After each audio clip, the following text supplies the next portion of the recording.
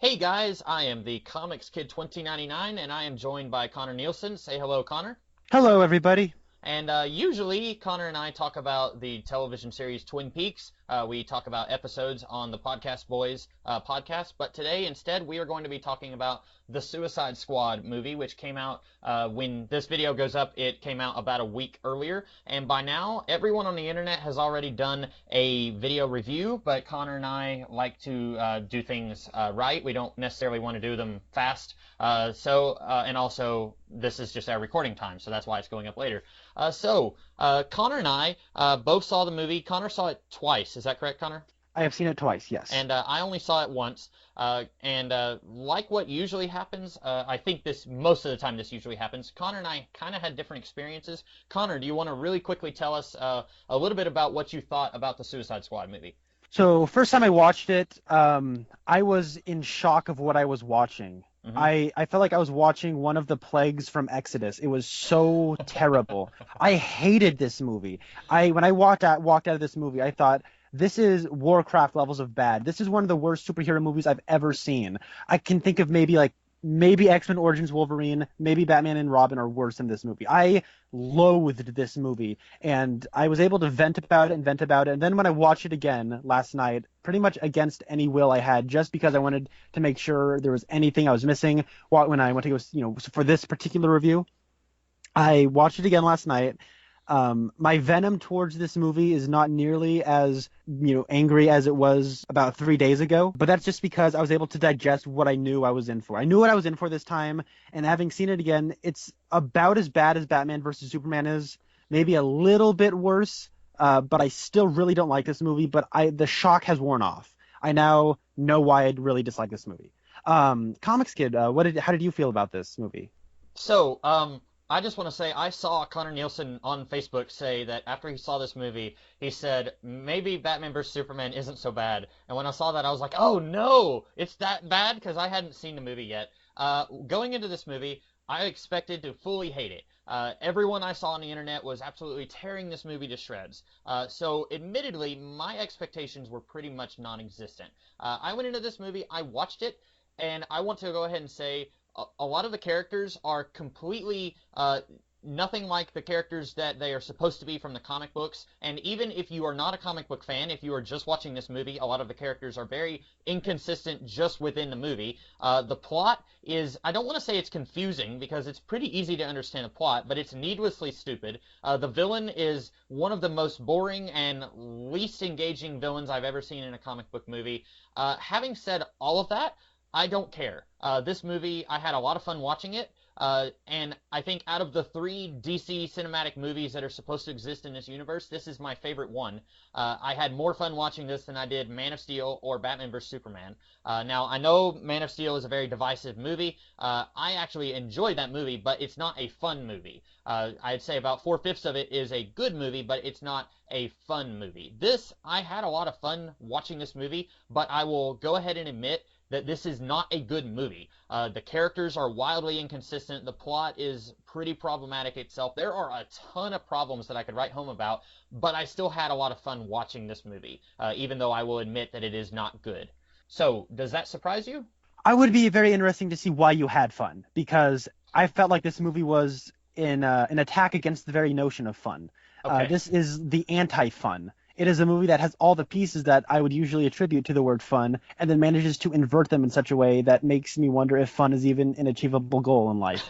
I just want to say I'm enjoying Connor hating this movie so much. Like, sometimes Connor and I, if one of us hates something so much and we get in our little rant, it makes the other one like have a good time just sitting back and listening. I'm having that right now. I will go ahead and go one step further. I will say that the Suicide Squad is dumb fun. I hate it when people say this, but it's almost one of those movies where you can just turn your brain off and have a good time, because a lot of what I enjoyed about this was just like lines in the movie where someone will say something and I'm like chuckling to myself saying, oh, that's kind of funny, even if that character does not work at all and the situation that the character is in doesn't really work either. I still thought that that particular line was funny. And I enjoyed that this movie is not a very typical superhero movie. This is, if anything, this is a supervillain movie. And even if this movie was very poorly executed, we have never seen anything like this before. Almost every other superhero movie I can think of is actual decent people trying to be superheroes. This is about the scum of the earth being forced to be superheroes. This is the supervillains having to work together. We've never had a villain protagonist movie before. Sony talked about maybe doing a Sinister Six movie at one time, and then that I don't think is actually going to happen. So I enjoyed this for the novelty of seeing a whole bunch of supervillains on screen and not be the bad guys of the movie, if that makes sense. But Yeah, here's the thing though. And I want to say that this is a premise that I love. I've never read any Suicide Squad comics at all. The and characters who I know the most about this are Harley Quinn and Killer Croc. I know nothing about Slipknot. I know pretty much nothing about Rick Flag except he was background dressing in Darwin Cook's New Frontier book. I know Katana's gimmick. I don't really know much about her character. And I'm aware of Captain Boomerang. I'm aware of all these characters. The only characters I really know are Killer Croc and Harley Quinn, and I don't like Harley Quinn as a character. And I want to say that the trailers hooked me. Everything I saw about this movie I really liked, and I still think David Ayer was the right kind of person, and I think his initial vision was something I could get behind, but in practice, this thing just falls apart completely. There are good aspects about this. I think a lot of the acting is pretty solid, but I think it's nightmarishly edited. The editing of this movie is horrible, but I'll get to that later. I just wanted to point those out there. Like, going into this, I wanted to like this. This was the movie I was excited for. I was never really excited for Batman versus Superman. I was excited for Suicide Squad, Yeah. and maybe that's why I liked it. I like it less than Batman versus Superman, is because there is that added salt in the wound.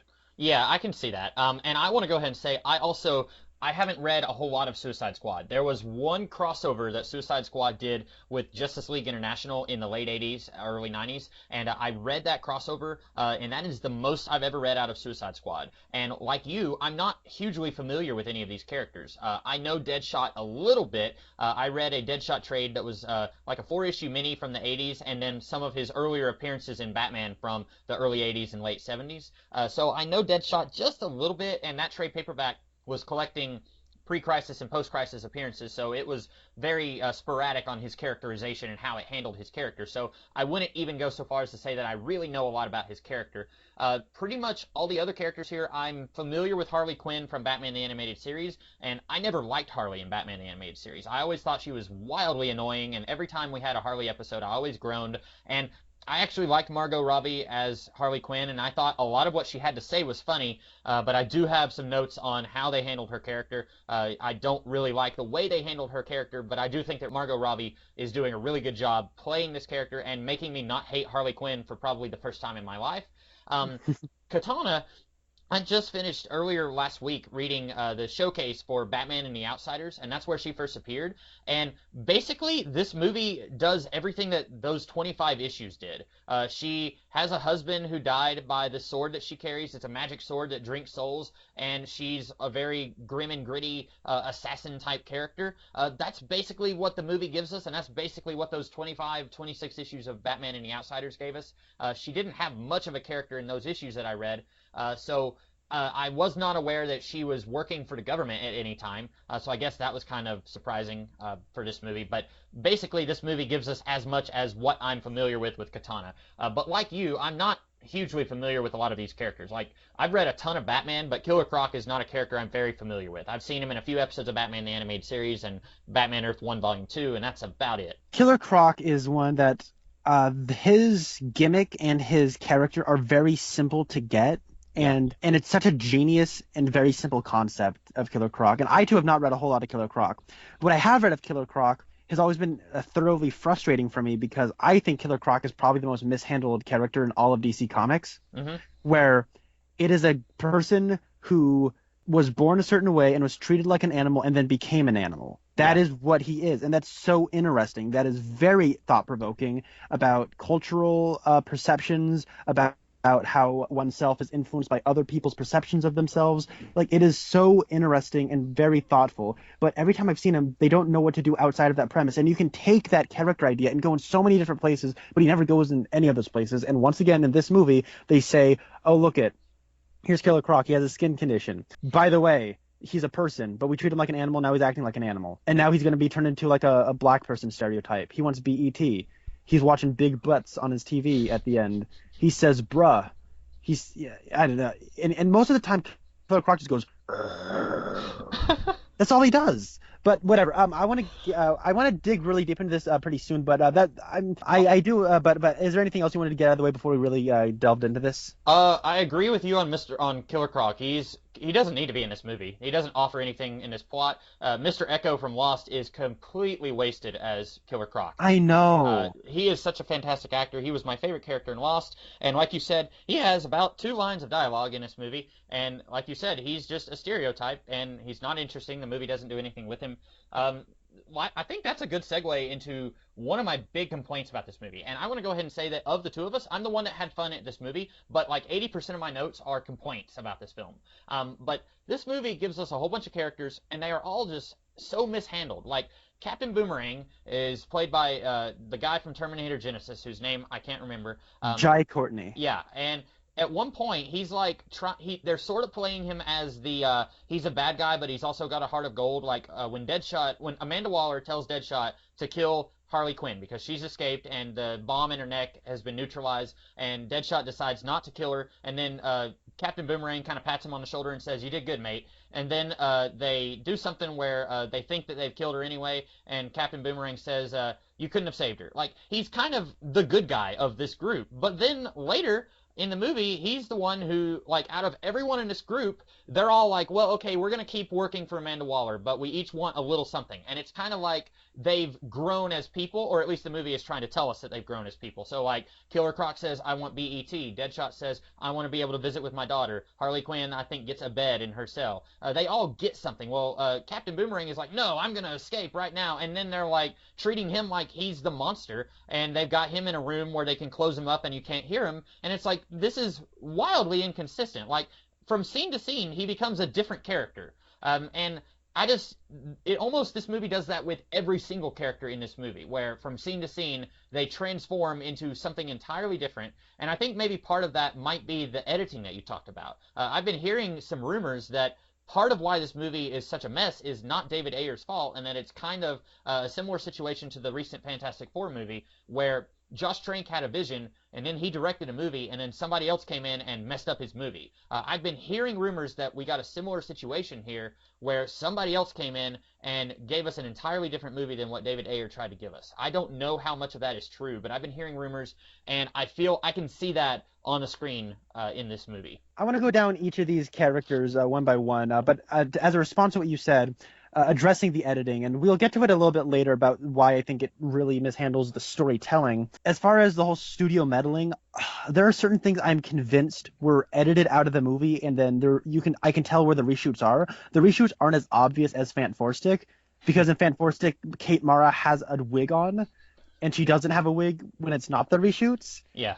And Josh Trank's style is, I don't think he had a whole lot of style in his Fantastic Four movie, but any style he does have is completely missing in those reshoots, where instead of like a style, they just put a filter over the camera. So that's what I'll say to that. But there's sequences like, there's the part where the Joker comes on out, and you see this in the preview, it's the "I'm not going to kill you, I'm just going to hurt you really, really bad" part. There's a part where he enters the room and he goes, "Wow, what do we have here?" And then he kind of walks towards, they have her strapped down to the little, like, Frankenstein bed. And then he kind of walks behind her. And then there's this weird cut where it goes to a medium shot of him. And he has his hand on the lamp. And he didn't have his hand towards that lamp beforehand, which leads you to believe, like, a couple lines of dialogue to a couple of minutes are cut out of that scene, because a lot of that stuff, especially early on, and especially in Harley Quinn's flashback and the stuff in Deadshot's flashback, I feel like there are complete scenes that are edited down to try to be all these snappy, whoa, weird kind of psychedelic flashback sequences that are supposed to like be a montage-y, and they aren't. I don't think they were in concept. And there's stuff later, like apparently it was reported that the whole helicopter sequence, like Harley is supposed to get onto the helicopter with the Joker, then the Joker and her are supposed to get into like a bit of an argument, and then he pushes her off, and then he pushes her out of the helicopter, and then the helicopter goes down. And then that's why she's all sad and whatnot when you find her later. And then, you know how in the trailers there's like a shot of the Joker who has like half of his face is burnt, and he has like the grenade in his mouth? I didn't see the trailers. I didn't know that okay. Oh, wow, that was in a trailer, and then that wasn't in a movie.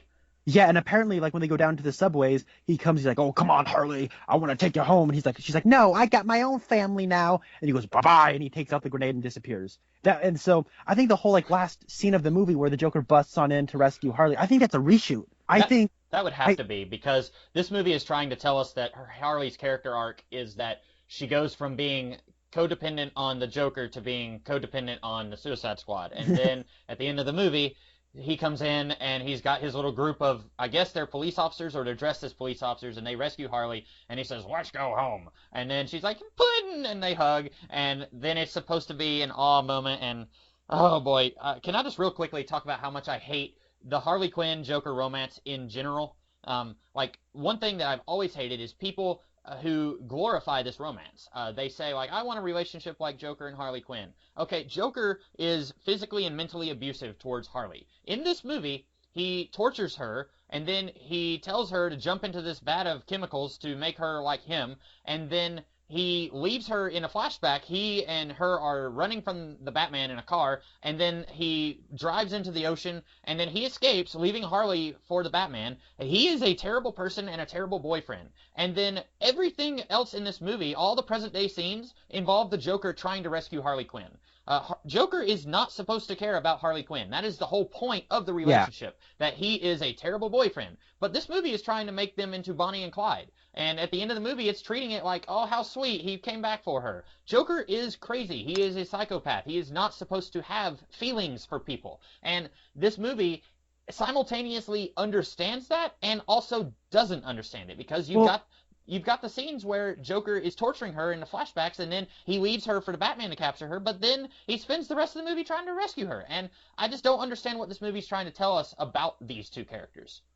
This is one thing where the editing becomes extremely inconsistent and with what I assume is reshot. I think David Ayer wrote and directed scenes between, and there's apparently like there are set photos of scenes between like Dr. Quinzel and the Joker that are just not in the movie. Mm-hmm. Like there's apparently one at like a gas station where Harley is still Dr. Harley and Quinzel, and like she has a gun to his head. Like there are scenes that are like that were shot like this that aren't in the movie. Yeah. And what I think was he was writing a movie where the Joker, and I'll get to why I think the Joker is absolutely terrible in this movie. I think this is the worst Joker we've ever had on screen. I think Jared Leto's performance is terrible. I agree with most of that, yeah. But I think David Ayer was writing something that was consistent, and I think all the like most of the stuff with the relationship between Harley and Joker has been alternated in reshoots, because I think the abusive stuff, most of that is edited out of the movie. I mean, you can't remove all of the abuse that Joker has, inflicted on Harley while still trying to tell the story of her origin. Yeah. But I think they removed a lot of it out because they didn't want to offend anybody. But I don't understand how you don't offend anybody with this relationship. It's supposed to be scary. It's supposed to be the poster child for abusive relationships. That's the whole point. And there are things I kept wondering. I don't know Joker's motivation for wanting to get Harley back. He doesn't have any ulterior motives. He just wants to get her back because I guess he loves her. And there's a moment where he's about to leave her at Ace Chemicals, and then like he has this look on his face like, oh no, and then he rips off his jacket and jumps in after her. Yeah. And I think that's supposed to be the part in the story where he goes from being an abusive jerk to genuinely caring for her, but nothing about his actions really change. So that was very confusing. And so what I think was happening was they had this whole subplot with the Joker where he needed Harley for something, and then she didn't come along with him. So then he pushes her out of the thing, and then Harley becomes a member of the Suicide Squad and finds her own home there, one that isn't as horrible as being with the Joker. But then I think they were like, oh no, people like Harley and the Joker. For some reason, people don't seem to understand that this is an abusive relationship. And then the studio's like, well, they're like Bonnie and Clyde, right? No, they're not. But this, like, I don't know what happened behind the scenes to the point where they're like, well, we need to make them like a likable couple. They're not supposed to be a likable couple, but they were meant to be that way. So all the stuff happening in the present is all, I need to get her back. I need to get her back. I need to get her back. And Joker is in 9 scenes, 11 if you count it a certain way, but he's in 9 scenes. And most of the stuff is in the present where he's trying to get her back for no reason other than I guess he loves her. And so when he comes back in, that scene reeks of reshoots because, you only see Jared Leto's face. You don't see his body. You don't see his hair. You just see his face. That scene kind of comes out of nowhere. It's only on one set. It has limited cast. I think that final scene was a reshoot. I really dislike the way they handled it, and the way the editing tells us, oh, he's an abusive jerk, and oh no, he's a guy who genuinely loves Harley. The editing is so poor because you can see where the new stuff begins and the old stuff ends. Yeah. I will go ahead and say I agree with you about Leto is the worst Joker that I've ever seen. I don't think that's entirely his fault. I think that a lot of it is just him playing the Joker that the director and the script gave him. I've heard some people say that Leto wanted the Joker to be portrayed in this way, but I haven't seen anything to suggest that he had a story credit on this movie. As far as I can tell, he is an actor playing a role that the director wanted him to play in a certain way. But I don't think that he's a very good Joker. The Joker is, to me, he is supposed to be equal parts terrifying and hilarious. He is supposed to say something really funny, but at the same time, you're supposed to be really scared of him because he might kill you just as soon as, give you a whoopee cushion or something. Yeah. He's supposed to be equal parts laughing and also really terrifying. This Joker is not funny in any way. There's no point where he says or does anything funny, and he's maybe 10% terrifying. He doesn't do anything that's really like, oh my goodness, that was really scary. The closest thing is whenever he ruins Harley Quinzel's life and turns her into Harley Quinn. Other than that, he's basically just a generic thug gangster leader. He doesn't really have anything that makes him the Joker. He looks like a clown, but he doesn't act like the Joker. And I don't think that that's necessarily Leto's fault. Maybe I could be wrong. I could do some research and find out that he was really instrumental in the way that this version of the Joker is portrayed. But I think a lot of this is just bad direction and bad script for the Joker. But also, ironically, even though I don't think that we needed a Joker in this movie, I think we very easily could have removed all of the stuff in the present day with the Joker and just focused on the Suicide Squad themselves and not this side plot that never intersects with the main plot. You could have removed all the present day stuff with the Joker and this movie would have been fine. But ironically, I think that this Joker could have been better if we had more of him in the movie. If we had more scenes with him where he gets to do more stuff, I might have been more okay with this version of the Joker. But he's barely in the movie. I was very surprised that you said he was in 9 scenes, because I was thinking he was in like 3 or 4. I didn't think he was in that much of the movie. But he's barely in it, and so I can barely get a read on this version of the Joker before he's out of the movie. So that's part of why I think he's the worst version of the Joker that we've had, because every other version has had a lot more to do. The reason I say Leto's performance is terrible is because there are things in the script that, when played right, could be funny. Uh-huh. The thing is, Jared Leto's trying to be creepy. He's not trying to be scary, and he's not trying to be funny. He's trying to be creepy.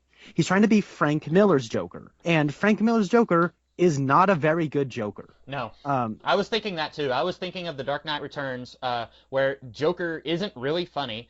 He's more funny than this version of the Joker, but he's not an especially funny Joker. He's mostly just all terrifying and no funny. But yeah, I was thinking of that too when watching this movie. Yeah, so here are all of the scenes that the Joker's in, all right? We are introduced to him in the whole Harley Quinn flashback scene where Amanda Waller is debriefing guys at a table and says, okay, here's Harley Quinn. She is the Joker's girlfriend. And then we get a whole, elongated flashback, right? And the Joker is in a number of these. He is in, and I'm going to lump this all as one scene because for all intents and purposes, it is one scene. I think that these were all filmed as 3 different scenes, but they were all montaged together as one scene. There's the part where he's in Arkham and he's being, questioned by Dr. Quinzel, and then there's him breaking out of Arkham. That's one part of the flashback. There's the nightclub, the really awkward, shouldn't have been in the movie nightclub scene where Common has a bunch of face tattoos and piercings, and he's like, "Oh, you got a good girl, Joker." And he's like, "You wanna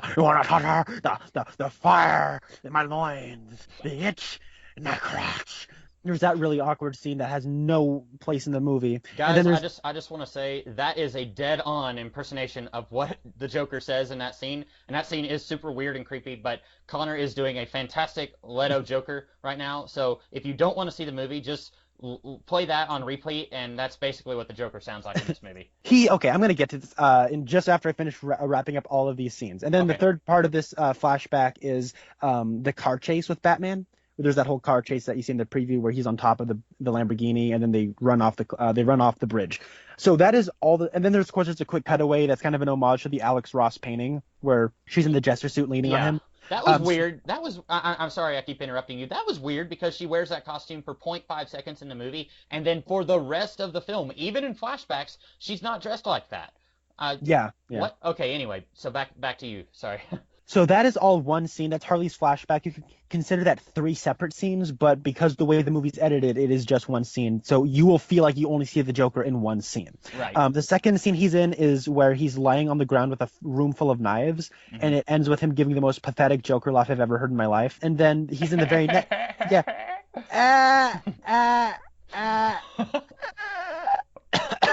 okay. Then there's the part where he interrogates that really annoying guard. Yeah, that guard. You know, I don't know if I'm going to have another chance to say this. I had heard rumors that he was going to be playing Hugo Strange, and I don't know if I'm relieved that this awful actor, I don't want to say he's awful because he's funny in the Mindy Project, but I don't know if I'm relieved that he's not ruining Hugo Strange, or if I'm disappointed that Hugo Strange is not in this movie, because I really would like to see Hugo Strange in a movie, a good movie, but maybe it's good that he's not in any of these movies, but I was kind of surprised that he was just a nobody guard who's in, like, 20 minutes of the movie or less. Yeah, I'd kind of like to see what Hugo Strange would be like at Belle Reve, whatever it is. Yeah. I really that's a cool idea. What would Hugo Strange be like in this context? But anyways, so there's that part where he's like, all that chit chat's gonna get you hurt. Mm-hmm. Well, there's that scene where he's like, grabs him. He's like, I need you to do something for me. So that's scene 3. Scene 4 is the part where him and his posse break into that Wayne Corporation building and shoot up the place, and then he goes up to the doctor guy and goes like, oh, what's this? This is neat. And then he shoots him with something. I don't know what that thing was, but whatever. So there's that scene. There's in scene 5, he's barely in this scene. I should probably preface that. He's in a cutaway shot. It's the part where they're all on the helicopter going in to do their mission, the Suicide Squad is, and then Harley texts the Joker something, and then it quickly cuts to him in the Lamborghini, and then he gets her text, and then he just kind of looks out the window. It's like 3 seconds long. But that's the scene he's in. That's scene 5. Scene 6 is the flashback where Harley was remembering her Ace chemical transformation. He's in that scene. Scene 7 is the big helicopter scene. Scene 8 is not even really Joker. It's just this weird fantasy she has that's given to her by the Enchantress of her and Joker non-Joker fight, and they're just having a family. Yeah. And then scene 9 is the ending where he just says, "We're going home, baby." And then I've got a grape soda and a bearskin rug. Let's go home. I'm not making that up. That's a line in the movie. Yeah, and that's in the Ace chemical scene. He says, "Woulda die for me." No, of course. That's too easy. No, that's too easy. Woulda live for me. He says like woulda. Yeah. Okay, here's the thing though, and I'm gonna get into this, and this is the thing I dislike about this Joker. There's the part where he's like, "Oh, look at this. She's the fire in my loins, the itch in my crotch, hunka," and all. He's like saying all these things, like, and in the right hand, this could be funny and simultaneously a little creepy, but he's going for major creep factor, and it's not working because if he's just putting it on too much, it feels so contrived from a performance level. I'm always feeling like I'm watching Jared Leto in a costume acting like the Joker. I don't feel like I'm watching a character, and he's acting way too over the top. He's acting like Jim Carrey as the Mask, doing an imitation of a 1950s gangster. Nothing about the Joker's actions is inherently Jokerly. This could be anybody doing these things. Yeah, I agree. That was all I had to say about the Joker. He doesn't feel like the Joker, and I simultaneously wished we had more scenes so that he maybe could have done something with this role, and also I simultaneously didn't want him in the movie at all because other than the origin story, like, I don't know how you could have done an origin story for Harley Quinn without the Joker, but other than the origin story, I really would have been fine with him just not being in this movie. I agree, and I will echo your point that you could remove everything about him in the present day, and it affects the actual plot no differently. Them being on top of the roof, you could cut out the whole stuff with the Joker, and then you could have Viola Davis get on her helicopter, it gets shot down, and the movie progresses the exact same way. Exactly, yeah. So I think the beginning of the movie just takes way too long to introduce all these characters. Like when Amanda Waller is talking to these suits and she's like, I've got some files and folders and I'm going to throw them down dramatically on the table. And then she does it. And then it feels like we spend half an hour with her at that dinner talking to these guys. And it's like, and then we've got Captain Boomerang and Deadshot and Harley Quinn. And in the span of about 3 minutes, we get 3 songs. And I'm thinking, oh boy, God. David Ayer really loves putting music into these movies. And what kills me is that like 80% of the songs in this movie are really good songs that I like listening to, but I don't need them in this movie.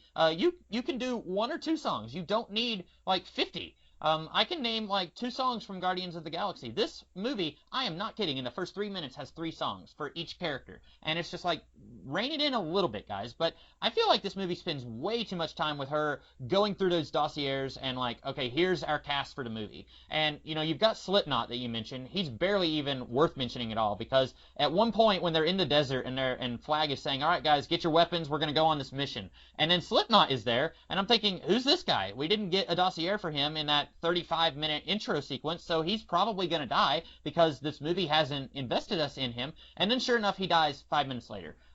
But I feel like the movie just takes way too long introducing the characters and the basic premise for this movie. Like, the idea of bad guys are forced to do suicide missions by the government is not a hard concept to get behind. I've seen this before in animation, I've seen it before in television, live action television. It's really not that difficult of a premise to see and understand. But this movie spends like, it feels like a fourth of its runtime just getting us to that point where it's like, okay, now that we've explained all that and who all these people are, here's their mission.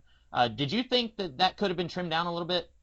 I do. And to address the soundtrack issue, I completely agree. The songs are aggravating because there's like 8 or 9 songs that are played in Guardians of the Galaxy, Yeah. but they're not jarring because they exist within that scene and they were a part of the vision and they breathe within the scene. They play for like a good minute or so and they kind of add to the atmosphere of the scene. These songs play for like 20 seconds. Yeah. And they just like, and then it's on to the very next song. And the thing is, I should probably tell you, I was so irritated by this movie, I immediately looked into the production of it. So David Ayer had this vision of the movie, right? And then after the poor reviews and underwhelming box office results of Batman vs Superman, you know, that's when they kind of went all, let's go fun. And then they had the trailer for Suicide Squad that had Bohemian Rhapsody cut to it. Then they had the one that had Ballroom Blitz that was cut to it, and it was all like wacky and whoa, look at this. And it looked like a movie that is completely different from that initial Comic-Con trailer, which was all dark and creepy looking. And then all the promotional material kind of fall in line with those later trailers that are neon colors, you know, boom, bang, clip art, wacky looking movie. So the story goes that David Ayer was working on his cut of the movie, and then Warner Brothers hired Trailer Park, the company that cut those trailers, to make a cut of the film. Okay. And then they showed both of these versions to test audiences, and then made this bizarre Frankenstein creation of both of those cuts, and that's what we have. That makes sense because a lot of this movie, like whenever they're playing House of the Rising Sun and I think they play Sympathy for the Devil, that feels like trailer stuff. That doesn't feel like stuff that needs to be in a movie. And so that makes sense that parts of this movie are edited by the people who did the trailer. And the thing is, I was thinking about this the second time I watched it. While I was watching it, there's the part where they're all looking at they're kind of putting on their clothes before they go on the mission, and it's playing, this looks like a job for me, so everybody come follow me, because we need a little controversy. Like they're playing Eminem during that whole sequence, and the way the shot is set up, and the way those scenes kind of play out, and the way that's visually like kind of edited from shot to shot, and the way the length of the shots, I could imagine, I started imagining that scene without any music, and it was a completely different scene. Yeah. And then but then also, I could attribute that to a lot of different parts of the movie because there's so many and then they play Spirit in the Sky, which funny enough is on the Guardians of the Galaxy soundtrack. Uh-huh. It's not in the movie, it's on the soundtrack though, and it's in one of the trailers for Guardians of the Galaxy. But they're playing that song. And when they're all kind of going into Midway City to do their mission, and that song is completely out of place with the way the characters are feeling, and completely different from the way the scene is shot. Like the music going over it is completely out of tone and out of atmosphere with what David Ayer was obviously trying to do. And furthermore, the reason I really hate these songs is they're way too on the nose. Oh, Yeah. look it's Belle Rev. Let's do House of the Rising Sun. Oh, look it's Amanda Waller. Sympathy for the Devil. Oh, look, it's Cat and Boomerang. How about we do Dirty Deeds Done Dirt Cheap? Oh, look it's Harley Quinn. Let's play You Don't Own Me. Oh, hey, look We're Flying. Let's do Spirit in the Sky. It's just the most obvious things ever. Yeah. Yeah, it's pretty bad. I wanted to say real quick, I didn't really have anything else to say about the soundtrack. Did you? No. And then the actual orchestrated music is extremely generic and does not deserve any credit. Yeah. But I just felt like the whole this was if I had to change one thing about this movie, I was telling a friend of mine, this movie is a big mess. It's a steaming pile, but I do think that there's stuff that's salvageable in this movie. If I had to change just one thing, it would be, instead of taking like 35 minutes for them to say, okay, we're sending you guys out on your first mission, and then they go to Midway City, and that's the rest of the movie. Instead of doing that, I would trim down the part at the beginning where we're getting introduced to all these characters, and I would say that they get put together earlier, and then we get to see a quick little 2 or 3 minute montage where they go on mini missions together. And by the time they get to Midway City, this is not their first mission, but this is maybe their biggest mission. I think that could have saved a lot of this movie for me, because, and this is kind of jumping around a little bit, but this is their first mission, and this movie wants us to believe that all of these psychopathic murderers are willing to lay down their lives for each other, and characters like Harley Quinn, she suddenly attacks the bad guy with this magic sword and says, you attacked my friends, now I'm going to get you for that. And I just don't buy it, because these characters, at this point, they've known each other for less than 2 hours, and they're already willing to die for each other, and it's like, we're a family now. And I feel like that would have worked so much better if we had just gotten the sense that these guys have been doing this with each other for a long time. What do you think about that? The structure and the way the story is told, and especially with the way it's edited, and I'll get to that in just a quick second, but that is a big problem I have with it. All the minutia we've been talking about as far as performances and the character stuff, those are big problems, but there's macro level problems that I have huge issues with. The first and foremost being, why is the Suicide Squad going on this mission? Why is this their first mission? And furthermore, you know the stuff that happens with Incubus and how Enchantress turns the guy into Incubus? Yeah. That happens, and that between that and the end of the movie is 3 days. That is how poorly edited this movie is. I think I'm getting a sense that the editing is your least favorite part of this movie. I think for me, if the character stuff and the plot stuff was handled a little better, I wouldn't have even noticed a lot of the editing snafus. Like you mentioned, the Joker, like his hand is on a lamp, but right before that it wasn't near the lamp. I don't think I would have, I didn't notice that until you mentioned it, but I don't think that I would have even noticed any of the editing problems that this movie has if the character stuff was handled a little better, if these characters were handled a little more consistently throughout the movie, and if the plot was just a little smarter, if it wasn't such a dumb plot. I think that I wouldn't have even noticed any of the editing stuff.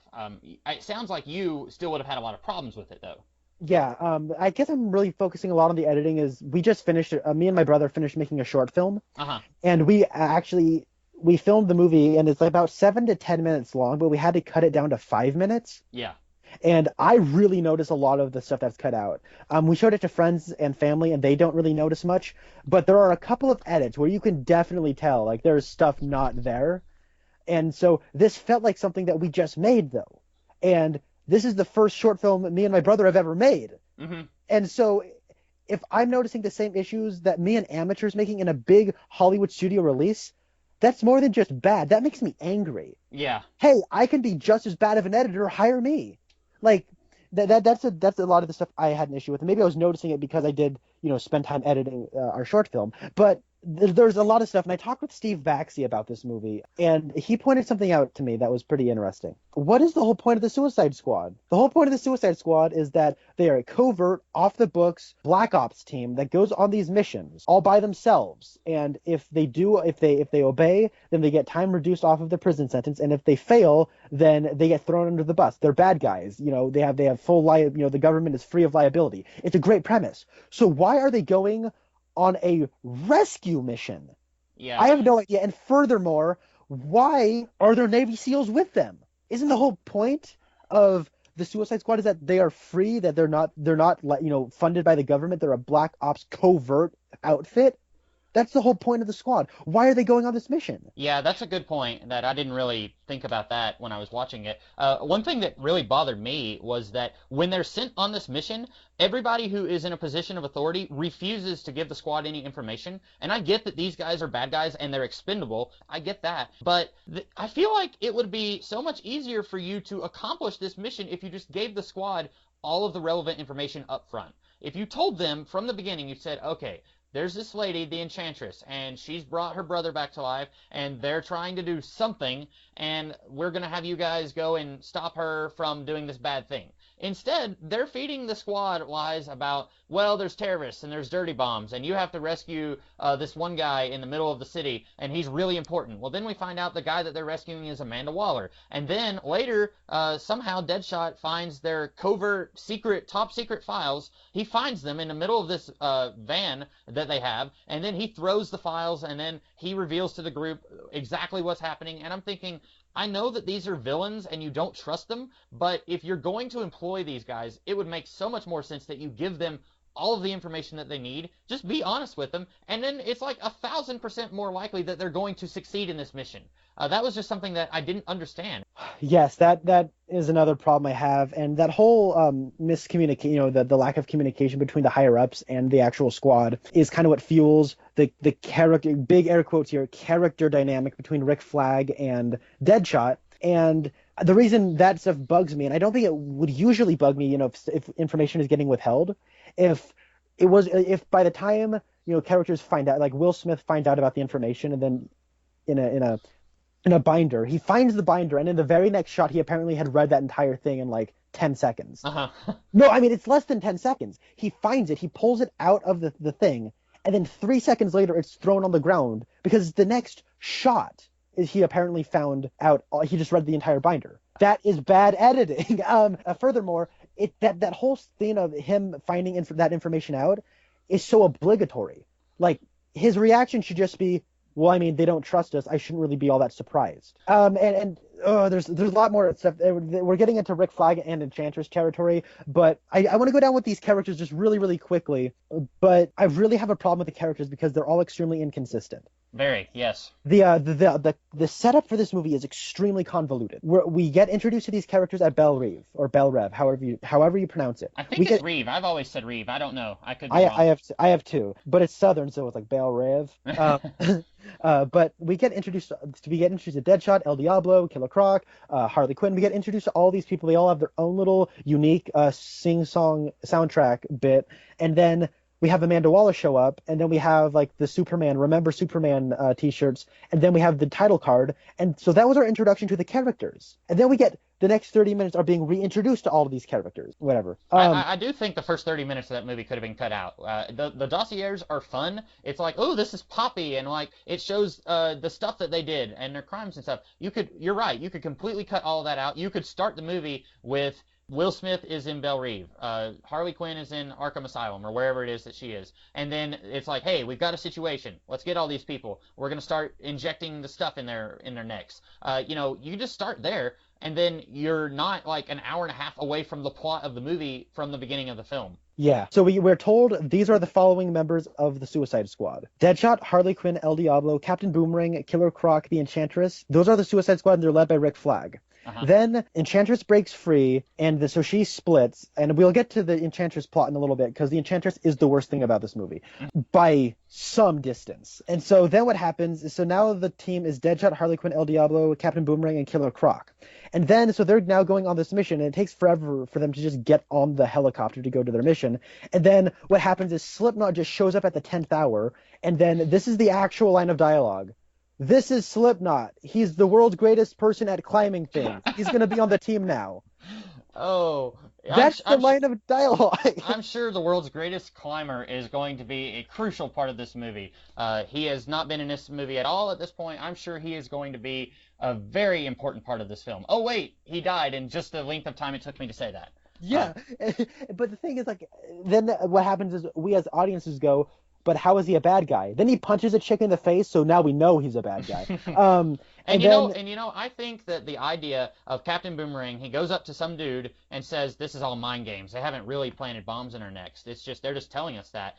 He's saying this to Slipknot, and then Slipknot is like, "Yeah, I agree," and then he tries to escape, and then they push the button, and his head blows up. And I like the idea that one of these villains thinks maybe there's a chance that all this is bogus, and so he's going to try and convince somebody else to escape and see if it is bogus. I like that idea. Except that later in the movie, they try to portray Captain Boomerang as this okay dude, and he's like, there's nothing you could have done. It's good that you didn't try to shoot her, but you couldn't have saved her if you tried. That's not the same character as the dude who just threw away Slipknot's life. Yeah. This movie is so inconsistent with every single character, and I don't want to necessarily go through every character in the movie because that would take 4.5 hours for us to do that. But, I mean, it's just painful how, like, from scene to scene, these characters change and with no rhyme or reason. Yeah, and then at the 11th hour, Katana just shows up. And I'm not kidding. The helicopter has had its wheels off the ground, and then she jumps onto the helicopter. And then he goes, "This is Katana. Yeah. She has a sword that traps souls, so don't you dare cross me." Okay, every single time Katana is on screen, the only thing I can think is, why are you here? Yeah. Why is she here? I have no idea. I've seen the movie twice. I don't know. They are already told, if anything happens to Rick Flag, you die. You disobey me, you die. You do something I don't like, you vex me, you die. They have all the justification, and he has all the leverage over them. And not only does he, Amanda Waller, who was observing the operation, has leverage over them. They have no reason to even think to double back and double cross Rick Flag. They want to, but they can't because they know they will die. So why is Katana there as backup? She's a redundancy. She's not even a redundancy. Amanda Waller is the redundancy. She is irrelevant. There's no reason for Katana to be here. And later, when they try to do character stuff, big air quotes there, with Katana, and they act like she's a member of the squad. She's not. She has literally no reason to be in this movie. Yeah. And I scarcely use that word. Yeah. She literally has no reason to be in this movie. You're right. There's this part in the movie where it's right after Will Smith throws the files and says, "I'm done. If you want to kill me, you can. I'm going to go in here and get a drink." And then everyone in the squad, like, they look at Rick Flag, and it's kind of like in Toy Story when everyone thinks that Woody has killed Buzz, and, like, they're all walking away from the window, and then Slinky Dog, he's the last one, and he kind of, like, looks at Woody and shakes his head and walks away. Like, they're all going into this bar, and then Katana follows them, and I'm thinking, what the heck? You're not a criminal. You're one of Flag's people. Why are you going in with them? And then Will Smith or somebody, they say, it's time for a toast to all of us scumbag criminal types. And then he, like, puts his cup up to Katana, and she's like, "No." And she walks away. It's like, then why are you here? Why are you in the bar with him if you're not going to drink with him and, buddy up with him? I agree with you. She doesn't need to be in the movie. And that's actually where I was going, because actually, when they all leave to go into the bar, Rick Flag turns to Katana, and Katana, they make a moment where they look at each other, and then she turns her back, and she's the last to enter the bar. Yeah. And then the line of dialogue is, "Here's to honor amongst thieves." And then Katana says, "I'm not a thief." Oh. Okay, so you just borrow the souls of people in your sword? No, you steal theirs. Like, that's the point. You are kind of a thief.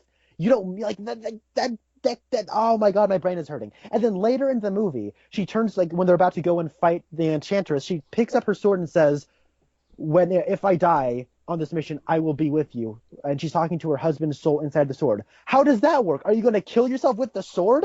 Because that's how you be with him. Like, Katana is so stupid in this movie, which is a shame because I like the actress they have for her. See, I didn't get anything from the actress. I don't even know her name. I don't know anything else she's been in. I don't know anything else either. But the thing is, like, the second time I watched it, I was so focused on how nothing this character has to do. She at least, can, like, pose with the sword, and, like, when she's talking, there's, like, some pain in her voice. Like, she's trying. She's at least really trying. And I think in the right context, she could be a good Katana. The problem is her character is, like, a hindrance to this plot because she just raises so many questions every single time. And then the part where they walk out of the bar, she's the last one to leave the bar. Why is she the last one to leave the bar? How come she's not leaving with Rick? I don't know. And then, but then in the next shot where they're all, like, walking down in the Guardians of the Galaxy shot down the road, she's the one leading the squad. Why is she leading the squad? So, I want to close off our Katana conversation. It's bad when, I know you've never watched Arrow, but Arrow Season 3, which was, I only watched half of that season, but it was a train wreck. But Katana was handled better in Arrow Season 3 than she was in this movie. And Arrow Season 3 is bad. I like this movie more than I like Arrow Season 3, but Katana was handled better in Arrow Season 3. That is bad. Moving away from Katana, I thought you were talking about the Guardians of the Galaxy action shot that was in the trailer where they're walking down the street, and I'm surprised they weren't playing music at that point, or were they? They were playing generic orchestrated Oh, music. okay. I'm surprised they weren't playing like Eye of the Tiger or something as they're getting ready to go fight the bad guy. But so Rick Flag, he goes into the bar and he tells them, I've been sleeping around with the Enchantress. She's the only woman I ever loved. And then they're all like, "Oh, Rick Flag, we love you now." And then he takes the little remote and he breaks it. And he says, "You guys are no longer. I'm not going to blow up your heads anymore. You're free." And then they all go with Flag and they fight the bad guy for him. There is no reason that any of these characters should fight with Flag at this point, except for maybe Deadshot. Deadshot is the only one, and I was thinking about this while we were talking about this. I think that a cool idea would be if you just had Deadshot and Flag, and none of these other characters. This could have been like a 1990s action movie where it's like you've got the assassin and you've got the soldier, and they have to work together to save the president. And they hate each other, but then by the end of the movie they respect each other and they become friends. I feel like they were trying to go for something like that with Deadshot and Flag, but Yeah, there's not enough interactions between them for it to work. We get them talking to each other a little bit, but it does. Like at one point, Rick Flag hugs Deadshot, and I'm thinking, okay, you don't know him that well, and like they play it off as funny, like I'm not a hugger, don't hug me, but you don't know each other that well. Rick Flag is not a hugger either, so I thought that was a weird thing. But like when this scene where Rick Flag breaks the remote and then every single one of them is like, okay, we'll help you, even though at this point we're free, there is no reason for us to do this. And like Captain Boomerang, he walks away. And then he comes back whenever they're all walking down the street. Again, yeah, I don't this know why. character is completely inconsistent, and that's really applicable to every character in this movie. I don't think there is a single character here who is handled consistently. I can't think of one. I'm so glad you brought up the dynamic between Deadshot and Rick Flag because I just had a eureka moment. Like I can't believe I never thought of this. David Ayer is the writer behind the film Training Day, starring Denzel Washington and Ethan Hawke, Uh huh. which is kind of a buddy cop movie, but not really. Ethan Hawke is a new cop on his training day, and Alonzo Harris, played by Denzel Washington, is like this really crooked cop, kind of teaching him the real way to be a cop in New York. Yeah, I've heard of it. He also wrote and directed the film End of Watch, starring Jake Gyllenhaal and Michael Pena. Uh So huh. there's again that relationship there. So this is kind of that buddy cop, like, but not really buddy cop comedy stuff, but that same dynamic he really likes to play with. And I Yeah, do want to talk about David Ayer a little bit here. I know you probably don't know anything about David Ayer as a filmmaker. not really. Uh, but David Ayer has been a screenwriter for a number of years, and he started directing like the mid 2000s. He made in like the beginning of the 2010s, he made End of Watch, which is a really good movie. Jake Gyllenhaal is freaking awesome because he's Jake Gyllenhaal, and Michael Pena is super awesome because he's Michael Pena. Then he made a movie called Sabotage, starring Arnold Schwarzenegger, which is unholy. That movie is absolutely wretched. I hate Sabotage. I hate it with a burning passion. It is ugly and despicable. I hate Sabotage. Then he made, in the same year as Sabotage, he made the movie Fury, which again he wrote and directed. And Fury is of course the one that stars Shia LaBeouf and Logan Lerman and Brad Pitt and Michael Pena. And it's like World War II, and it's about a crew on a tank. And David Ayer is somebody who's obviously inspired by filmmaker Sam Peckinpah. Sam Peckinpah made the movie The Wild Bunch, and he also made Straw Dogs. Those are probably his two most famous films. But Sam Peckinpah is a filmmaker who really pushed the envelope as far as violence in film. But the thing about Sam Peckinpah was he was somebody who always had just these really nasty characters, and he always explored the dark side of the human condition in movies that weren't horror films per se. They were like The Wild Bunch is a Western, and it is notorious because the ending is so violent and bloody that when they released it into theaters for the first time, it received an X rating. Oh wow. And that was in like the mid 60s. And when they released it again in like the mid 90s as a re-release, it was rated NC-17. Oh. Like, it really aged like that. Like, it was one of those things where even today it's shocking, the ending of The Wild Bunch. And like, but that ending is still that movie is still considered a great film. It's like it's on the AFI Top 100. Mm-hmm. And I can tell David Ayer is somebody who's really inspired by that. David Ayer is really, I can definitely, because throughout all of his films, he has a lot of very similar themes and recurring motifs, where he is somebody who obviously, I don't want to say obviously, I don't want to make assumptions about him, but if I had to guess, I would say that he's somebody who grew up low income, and kind of that very low income, undereducated, urban feel. Like, that's the kind of thing he's very comfortable working in. His characters usually speak in slang. They're obviously not very well educated. You can look at even like his crappy movies like Sabotage, and this movie, and then you can look at his movies like Fury and End of Watch, and the movies he's written like Training Day. Like, all of these movies have very similar tones and very similar approaches to character. And they have like these moments of violence that are very like big, like an R-rated. So I can definitely tell this is a guy who has a vision, and sure, his stuff is repetitive, but I think these are things he likes and he knows, and he likes to tell stories with these tools. With this movie, though, I feel like his vision was thoroughly undercutted and his style was thoroughly undercutted by the venue he was making the film at. Like Warner Brothers wanted this movie to be more fun, but they hired David Ayer. Hmm. So, and then when you talk about character inconsistencies, I have a feeling this was a first draft film.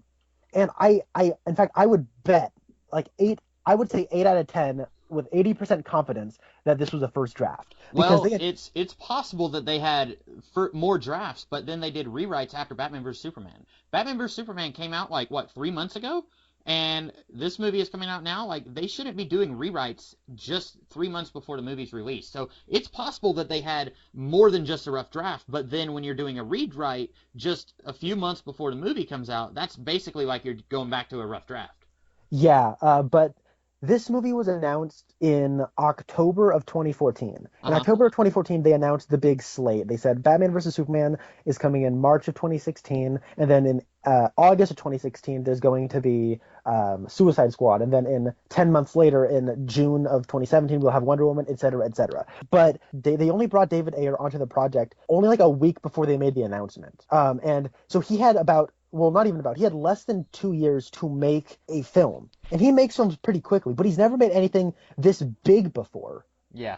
So it's problematic to begin with to bring a person whose only experience is rather small, independent R-rated films onto your big studio project. So that's a little. I don't know why they brought him on. I think he's the right kind of guy to put on a project like this, but he had to quickly just rush out a script and then film it, and then they would not move the release date because they had all these marketing partners they were working with.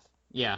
So that right there is so frustrating because when you talk about Captain Boomerang, maybe he had like, he wrote this script and knew that it probably wasn't his best, but he'd go back to it and like maybe, iron out the creases in the character of Captain Boomerang. Maybe he would realize that, you know what, the way it reads right now, it seems like Deadshot's whole character arc is that he needs to learn to not love his daughter. But I want to talk about that because it almost feels like his whole character like quirk is that he's not supposed to love his daughter anymore. But whatever. This whole like the way the production of this movie went was so confused and frustrating. And this is a horribly edited cut of a first draft film. And that's why I think this movie is so sloppy and disastrous in the way it tells its story. Yeah, you were saying, I guess I'm going to segue from that. I did have a note about Deadshot. So I don't know much about the character of Deadshot. I mentioned that at the beginning of the video. I've read a trade paperback I don't even remember what it's called, but it collects a 4-issue miniseries about Deadshot that came out after the Suicide Squad comics had already started. And then it collects a few of his scattered appearances from Batman before the Suicide Squad was a thing. And his character, as near as I can tell, is that he has a daughter, but he does not want to be involved in her life because he thoroughly believes that he is a terrible father and shouldn't be involved in her life. So he does all this stuff to provide for her, but he otherwise does not want to be involved in any way. This is the exact opposite, where Will Smith thinks that he should be involved in her life, and he doesn't think that her mom should be involved in her life. And let me remind everyone, her mom is not a hired gun, but he is, and he thinks that he's the better parent here. And then at the end of the movie, it's like, oh, they're talking about math, and she's talking about him being a hitman. It's cute. And I get the feeling that Will Smith was asked if he would be on board on this movie because he is kind of the thing that is drawing people in. I don't think that many people would have seen this movie if it didn't have a big name actor like Will Smith in it. Maybe I'm wrong, but I think a lot of people came because they saw this as a Will Smith action vehicle and less of a superhero movie. But Will Smith is asked to come on board, and I'm just assuming that Will Smith took a look at the character and said, okay, I'll do it, but we've got to make this character more heroic. And it kind of reminds me of Sean Connery in the League of Extraordinary Gentlemen movie. He played Alan Quartermain, but he refused to play him as a drunk who is addicted to opium, which is what he was in the comics. In the comics, for like the first 6 issues, Alan Quartermain was basically useless, but then he transformed into this fighting man that he once was in his youth. And Sean Connery didn't want to play the character that way. He wanted him to be awesome from the very beginning, and I get the feeling that Will Smith in the same way wanted the character to be shapeshifted so that he's not a scumbag, and then it's just he's kind of an awesome guy, like he has a code of honor, he doesn't kill women and children. I'm pretty sure this Deadshot of the comics kills women and children. Oh, he does not. He does not. Oh, he doesn't? Okay, so like I said, I don't know much about Deadshot, but I do feel like Will Smith was kind of saying, okay, I'll play the character, but we've got to do him differently. We've got to play him in a way where he's not such a scumbag. Maybe I'm wrong though. I don't know. I think Will Smith was honestly at the mercy of the studio and David Ayer, Oh, really? because Will Smith in the mid 2000s was Mr. July. Every single time he made a movie, it made over $100 million opening weekend. Yeah. Thing is, he then was in After Earth, which tanked, and then he was, and then he was in Concussion, which did not do very well. I hadn't And even heard of Concussion. I've heard of After Earth. I haven't heard of Concussion. after Concussion was the movie that everyone was mad he wasn't nominated for last year. Oh, It okay. came out on Christmas Day, and I mean, I'm sorry, people, but he shouldn't have been nominated for that. I mean, he was really good in that movie, but he just wasn't like top 5 performers of the year good. But that movie did not do very well, probably because it wasn't a particularly good movie. But he had like 3 or 4 films in a row that just did not perform, and he talked about in interviews how it kind of humbled him, how like he got so used to being the hottest man in the world, and then the era of the movie star is over now. It's all about franchises, and he didn't have a franchise to be associated with. So now he didn't want to be in Independence Day 2 because that was a terrible movie. But he kind of realized it was humbling to him, and he kind of has a new approach to being in movies where he's not going to be the guy. He doesn't want to be the guy anymore. Like, sure, he's probably the biggest name in any movie he's going to be in, but he has less of an ego now, or at least he says so, and he's looking more at it from a creative standpoint. Like, if it doesn't make sense on a creative level to have more of him, then he'll probably not have more of him, and he'll respect that decision. So I think when it came to this movie, he hasn't had a hit in a long time, and this movie made $133 million over the weekend. And I think it was a perfect storm of Will Smith. Margot Robbie is blowing up like crazy right now, Yeah, yeah. and she playing a character that is surprisingly really popular. I don't know why Harley Quinn is so popular, but she's super popular. Nobody's seen her on screen yet. It has the Joker in it. Nobody cares that it's Jared Leto. People care that it is the Joker, though. And so it kind of was this perfect storm, and like the previews were really good, and it was kind of selling this thing that wasn't really the movie that we ended up getting. So it doesn't surprise me that this movie did really, really well. Yeah. And that's kind of surprising to me, all that you said about Will Smith. I didn't know any of that. I hadn't heard any of that before. It kind of makes me think more of him as an actor, that he's willing now to be, like, if he's going to be in a movie, he doesn't have to be the draw that brings people in. That kind of makes me appreciate him more as an actor. And I didn't know that kind of that happened to him, that he had his moment where he realized that he wasn't the big name anymore. But that's interesting to hear. Real quick, let's talk about the Enchantress. I didn't have much to say about her. She's boring. Oh, She's wildly uninteresting. She's in very little of this movie. Her plan is basically that her and her brother are going to be worshipped as gods, like they were thousands of years ago. It's a boring plan. This character is not interesting. That's really all I had to say. I didn't even think the actress was that good. Maybe it's one of those situations where she would have been good with a better script, but I didn't think she was that good. Every time she's playing the human persona of the Enchantress, I thought she was very bad. I didn't think she was doing a really good job of playing somebody who is in love with Rick Flag. Like, we see a flashback where she and him are in a hotel room, and she says, "So are you gonna kiss me or what?" And like, that line was delivered so badly. Like, she just is not good in this movie. I didn't have anything else to say other than really boring villain, possibly the most boring supervillain I've ever seen in a comic book movie. I would even say Josh Trank's Fantastic Four movie, Doctor Doom is more interesting than this Enchantress character, because Doctor Doom at least gets to be fleshed out a little bit before he's stranded in that other reality. And this character is not fleshed out at all in this movie. yeah, I don't think Cara Delevingne's a good actress. Hmm. She's the woman who plays Dr. June Moon, and she also plays the Enchantress. I think, first off, she's miscast. I don't buy her as a doctor. I don't buy her as this tortured soul. She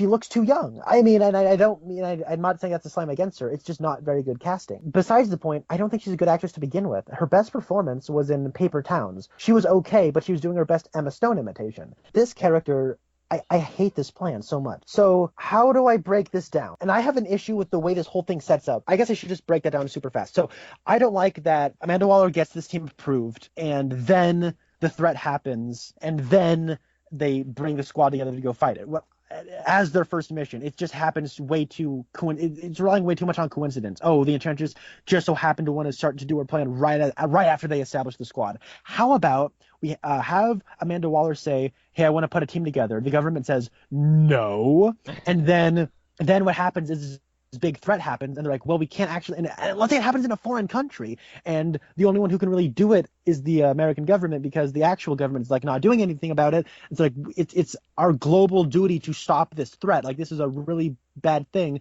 And so they're like, well, how about my idea of Task Force X? And then they say, okay, fine. So then they quickly assemble this team. So there's a ticking clock from before the team's even assembled. So like, so that's why kind of they're maybe as a team they're not working too well together. It's a little scrappy. The leadership is not particularly good from Rick Flag or Amanda Waller, because this is all happening way too fast. That's what, like, they should have done that from a structural level. Yeah. I think that's the way they should have gone. Has that been done before? Sure, but it works, and at least is better than what we have. So the way it works is Dr. June Moon is the Enchantress, and then she gets possessed by a witch, and then Amanda Waller somehow knows where she is, so she's like, Rick Flag, go and stop her. And then he goes into a room and finds her, and then they just so happen to fall in love because the movie says they are in love, because both of these actors are complete sticks in the mud. Mm-hmm. Joel Kinnaman is not Rick Flag. Like, he's just generic soldier man, and Cara Delevingne is not versatile enough to make this ridiculous performance anything more than extremely embarrassing to watch. But although I do think that Flag is better than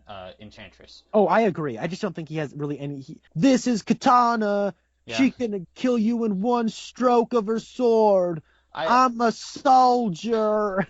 I did like, you were asking me earlier what I thought was fun about this movie, and I said basically it's just individual lines that happen sporadically through the movie. One thing I thought was funny was after Will Smith does his target practice scene, which just a real quick, like, 10-second sidebar. I absolutely hated that Amanda Waller's over here, like, shoulder devil, like, yeah, shoot the guard, shoot him, empty the clip. And then he shoots it in the air, and then it's like, oh, there was a real bullet in there. Okay, you guys are cool. I'm going to do target practice for you now. Like, Amanda Waller is the worst person in the world. And I understand that in the comics, she is willing to make a deal with the devil if it means protecting the citizens, protecting the country. That is her character. In this movie, she is, like, weirdly evil. Like, she tells Deadshot to shoot this warden guy, and then later in the movie, she shoots some of her own men because they weren't cleared to know some information. Like, that's not Amanda Waller. Amanda Waller will, you know, make a deal with these bad guys and then betray them because, you know, she's kind of evil, but she's not evil, not that evil. But anyway, that was my little sidebar about Amanda Waller. But I did like the line where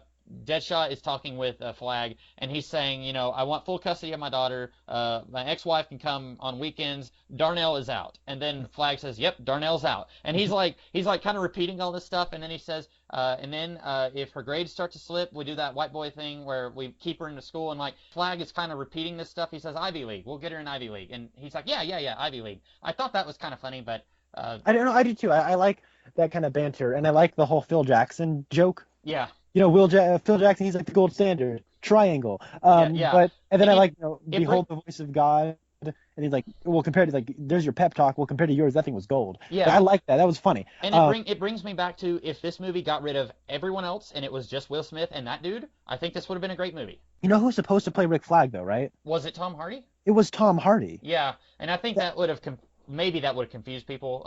Dark Knight Rises was 4 years ago, but that's still pretty recent in everyone's mind, and so I feel like this is a superhero movie, a DC superhero movie, and people would have been like, hang on a second, isn't that Bane?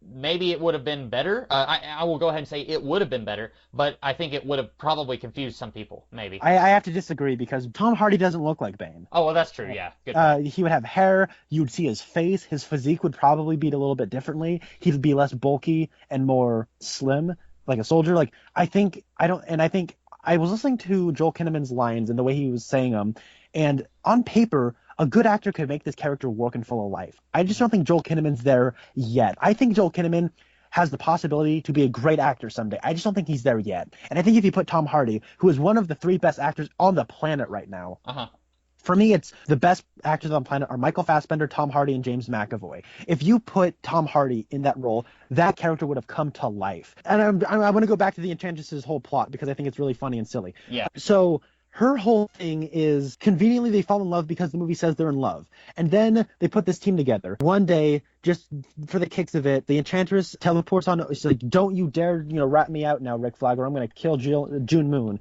And then she teleports over to Amanda Waller. I don't know why her location isn't classified. I guess she just knows where she is. And then she like starts to approach the briefcase that has her heart in it. And then all of a sudden, it locks and like the red light goes on, and that suitcase has a bomb in it. So I think maybe if she tried to open it, it would explode, and she doesn't want that to happen. So then she just teleports into the closet, and she finds her brother's totem. I don't know why that isn't locked away in an explosive case too. It just isn't. It's just hanging out on a shelf. So then she picks it up and goes to a subway and gives it to some guy. And then he turns into Incubus. And then what happens is like, oh crap, in Midway City, there's this huge threat happening. Assemble Task Force X. And like, this is how bad the editing gets, man. They say, assemble Task Force X. And then instead of seeing Joel Kinnaman and the Enchantress like going over to Belle Reve to get everyone together, what happens is it shows them like, it shows all the people rushing the Suicide Squad to like get ready. Then it'll cut over to Joel Kinnaman. Rick Flag is in the subway with June Moon and a bomb and a bunch of Navy SEALs. I thought he was the one who's supposed to be leading them. Yeah. Why isn't he with them trying to get all ready to go? And I had to watch this twice before I really understood what on earth was happening. And I'm going to say this linearly because they break this down non-linearly and it gets very confusing the way they edit this. He says, here's a bomb. It has 2 seconds on it. You teleport in there and you blow this up. And then what happens is she turns on it has 2 seconds on the clock. She says, Mwaha, and she arms the bomb and then disappears. And then he presses the bomb. He disarms the bomb before it goes off. It has 1 second left on it. And then so she teleports into the subway where there's Incubus. And then he says, hey, Amanda Waller, the Enchantress bolted. And so then instead of Viola Davis just straight up murdering the Enchantress, she just kind of stabs her a couple of times. And then for some reason, Incubus gives her power. Well, I don't know how. I think what happened, and this was kind of dumb, but, Amanda Waller has the heart of the Enchantress. And if the Enchantress tries to betray her, then she'll squeeze the heart or she'll stab it or whatever and kill the Enchantress. That's the idea. It's kind of like the nanites that they put in everybody else's neck. Okay, so then when he says she bolted, she betrayed us, then Amanda Waller takes like an ink pen or something and just starts stabbing the heart a whole bunch of times. And then Enchantress is acting like, oh, this is killing me. Well, then her brother gives her a power boost, I think because if he didn't, then she would have died. Okay, that's fair. But the thing is, he still gives her a bunch of power, and she sustains off of that power for the rest of the movie. Yeah. Okay, and I forgot a little detail. So what happens is she gives that one dude the Incubus virus, and she says, I need you to do something while I build a machine. Mm-hmm. And then she just kind of goes back to hanging out with Rick Flag, and then he starts doing his thing. What machine? We never see any of her steps to try to build a machine. We don't even know what this machine is for. She's like, they worship machines. We shall destroy. It's like Apocalypse's plan in X-Men Apocalypse if it sucks. And so what happens is then when she goes back to him when she gets powered by the Incubus in the subway station, and then she has like her new look with her weird headdress and everything, she doesn't look like Gollum anymore. She goes like, all right, now I will build my machine. But wait, I thought 2 scenes ago you just told Incubus that you were going to build your machine while he was distracting everybody. So then she just like, I don't know what this machine does. I don't know where she's going to find it. I don't know why she wants a machine. And then what happens is she just like waves her arms a little bit and starts hula dancing. And then Connor is not lying, guys. At one point, she is hula dancing in the middle of this Ghostbusters set, and I had no idea what was going on. Why is she dancing in the middle of these CGI clouds? That baffled me. And then so she waves her hands, and then like the walls start crumbling, and then a laser shoots up into the air. I have no idea what's happening, and she's like, I need to get my heart because it will make me stronger. And then I guess that's why she makes an army, is to go find Amanda Waller. Then how does she know Amanda Waller's in the city? Like, her plan makes no sense at all. And then later in the movie, when they find out that the Enchantress is is causing all these problems, and then Rick Flag's like, all right, we need to hatch a plan to go, get her. Okay, so I'm sorry. Back to Rick Flag. After she bolts, then he goes back over to Belle Reve to get the Suicide Squad just to go back to Midway City. Yeah. Like, this editing is so bad. And then what happens is, like, when they're hatching the plan to go destroy the Enchantress, he says to the squad, hey, listen, there's still, that bomb I had at the beginning of the movie? It's still in the subway. I didn't bring it back. Yeah. Are you the world's worst soldier, dude? Why did you just leave a bomb that has 1 second left on it just hanging out in the subway? Something that I thought was really weird. So everyone else in the Suicide Squad, literally every other character except for Katana and Rick Flag, they have nanites in their neck, kind of like Escape from New York, And if they betray the team, if they betray Waller, if they do anything, then their neck will get blown up and their whole head will explode. So why didn't they just put that stuff inside June Moon? Because if they stab the heart, June Moon will die also. It will kill Enchantress, but it will also kill June Moon. They make that very clear in this movie. So if they don't care about June Moon, if they're willing to kill Enchantress and then June Moon dies and they don't care, why not just put the explosives in her neck like they did everybody else? Why do they have a different failsafe for June Moon than they do the rest of the team? Because if they had the nanites and then it's like, hey, Enchantress escaped, push a button, her head explodes, there. Your problem is solved. You don't need Task Force X out in the middle of the city. I don't see a problem with this plan. Like, I just thought it was stupid how at the end of the movie, Rick Flag, he squeezes the heart, and then Enchantress dies, but then June Moon crawls out of her skin, and it's like, yay, she's alive. And it's like Ghostbusters, where Dana Barrett comes out of the dog statue. Yeah. And I feel like the stakes should have been a little higher. The only person who dies is Slipknot and El Diablo, which I don't really have anything to say about El Diablo, but like, I feel like she should have died. I feel like there should have been a little bit of consequences to this whole villain plot, other than those two guys dying. Oh my goodness, I have a lot of issues. I really like El Diablo. I think Jay Hernandez gives the best performance in the movie. He probably is the best part of the movie. I said earlier that there is not a single character who is consistently portrayed. He is consistently portrayed. He is very good. But I think for me, like, the most enjoyable parts of the movie were probably Deadshot and Harley. I know you said you don't like Harley in this movie. She is inconsistently portrayed. There are parts of the movie where her motivation makes no sense, where she escapes from the Suicide Squad and then she gets thrown out of the helicopter and then it explodes and then she's crying because Mr. J is dead. And then she says, hey guys, I missed you so much. I'm back. And Deadshot says, we're very glad that you're okay. And then she's back with the squad. But her nanites have been neutralized. There's no reason for her to be with them. And I get that she's codependent and she needs somebody, but that was just handled so awkwardly. And again, like you said, if we took the Joker out of this movie, then we could have just completely paved over that and nothing different would have happened because she just goes right back to the squad. But yeah, El Diablo was really good. I do think it's funny, though, that he's in like a domestic suburban house and he has just like full on face tattoos. It's hilarious. Like his kids are just hanging out with him at dinner and like he says like all of the like there's something wrong with this picture. And in the scene where everybody is getting like where Enchantress is showing them what they most desire, in his little fantasy world, he still has the face tattoos. I know. That was so funny. I really like Jay Hernandez's character. I think there's layers to the El Diablo character. I really think though that him turning into a big stupid fire monster was maybe the most laughable moment of the movie. Yeah, that was weird. Nowhere. He becomes like a Mayan fire god or something. Like yeah.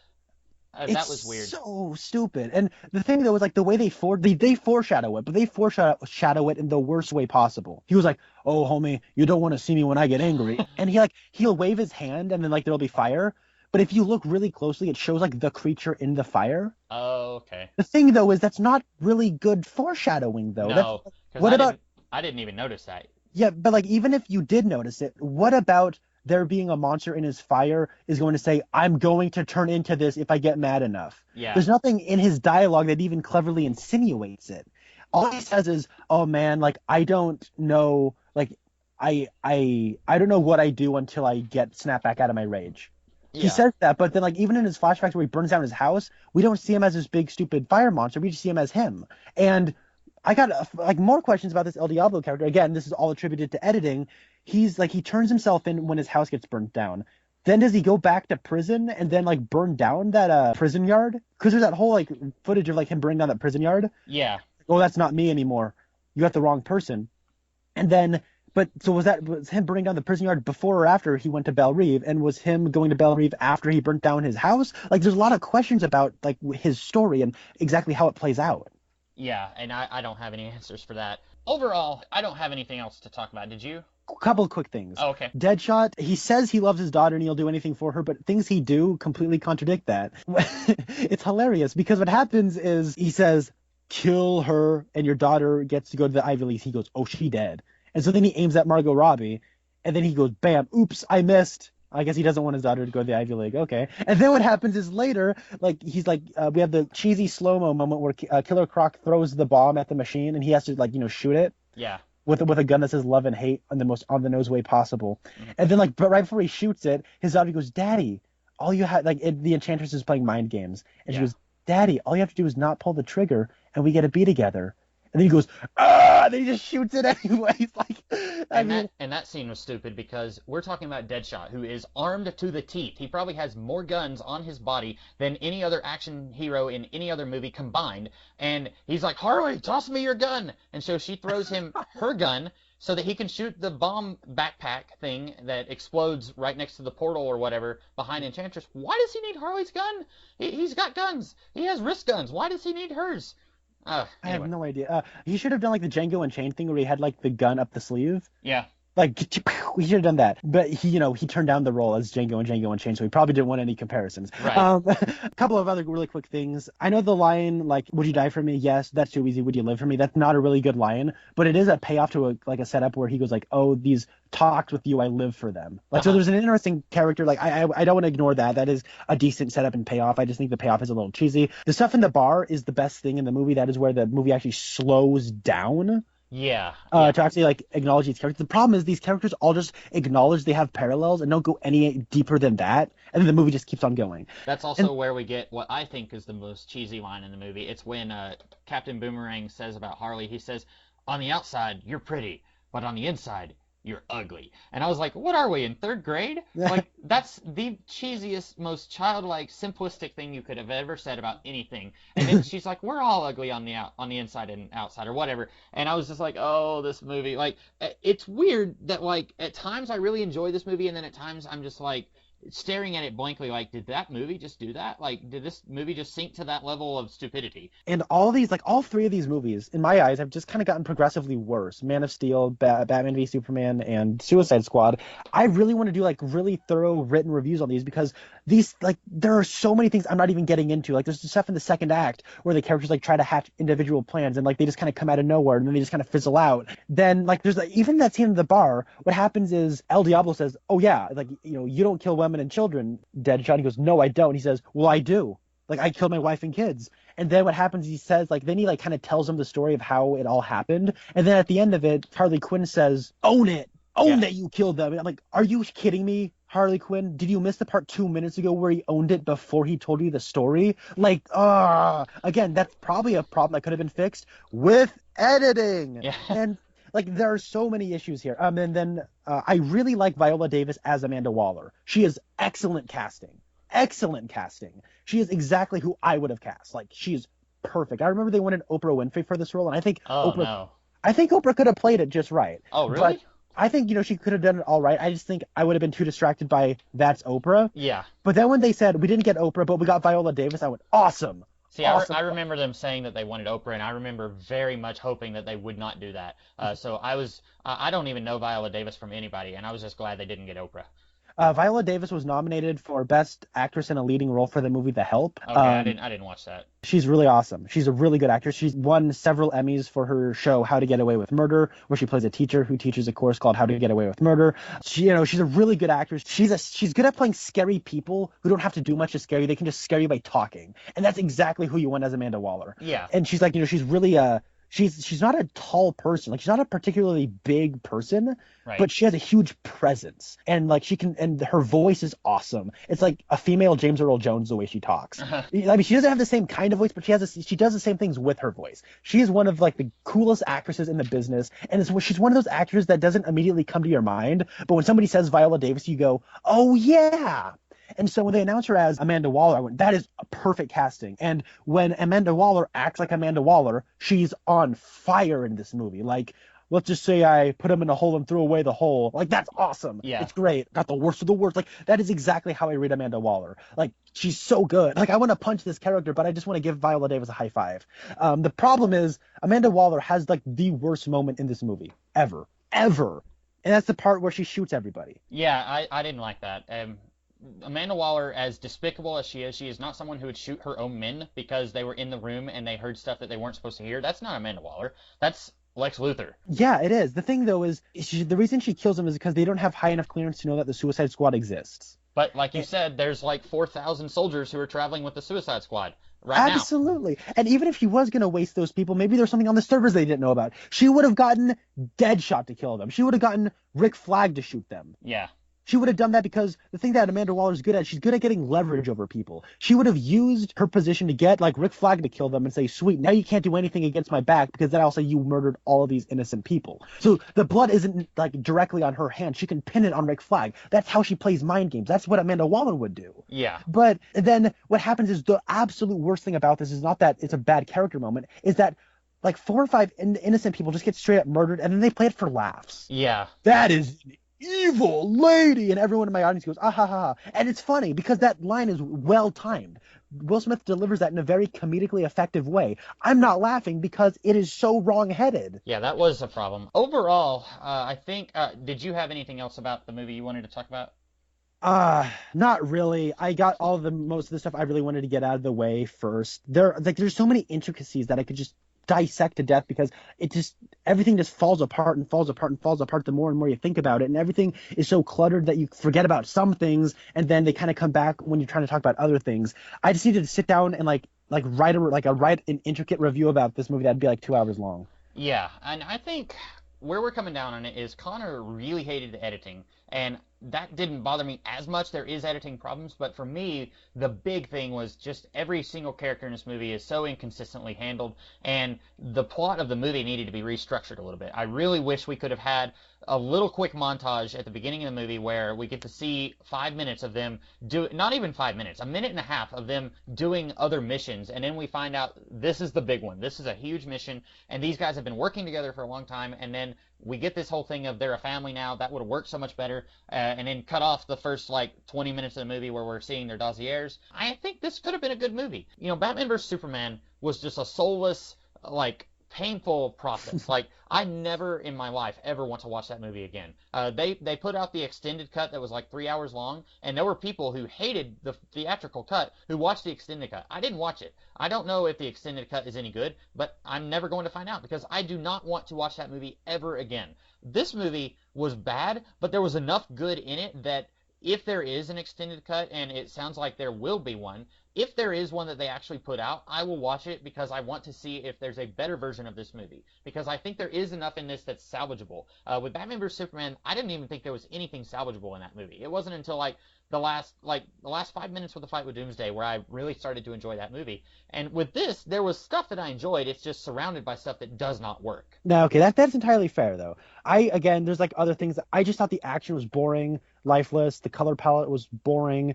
None of the action was really exciting or engaging, and the camera was the editing was too quick in those action scenes. I couldn't really get into it, and then even so, I never got the sense that these people were really growing together because in X-Men Apocalypse, there's when they're all fighting Apocalypse, nobody says anything, but you can just see by the way they're fighting that they're working as a team, and it kind of works. And this one, they all just kind of take turns swinging at this monster. And then just one guy throws a bomb and then another guy shoots the bomb, then it works. I don't know. I just don't think that this worked on a narrative level at all. I think it's directed generically. I think it's edited nightmarishly. This is one of the worst edited movies I've seen in a very long time.